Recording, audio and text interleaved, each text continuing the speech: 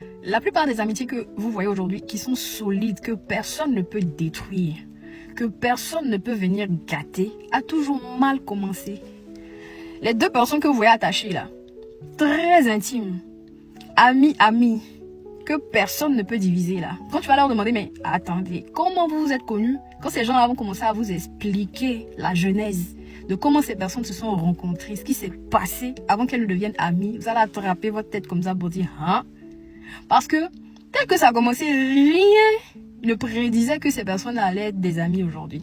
Parce que ça a tellement mal commencé, d'autres ça a commencé par la bagarre, d'autres ça a commencé par des mésententes, d'autres même ils ne se supportaient pas, mais aujourd'hui personne ne peut les séparer. Ils sont devenus des amis accrochés comme ça, personne ne peut se mettre entre eux.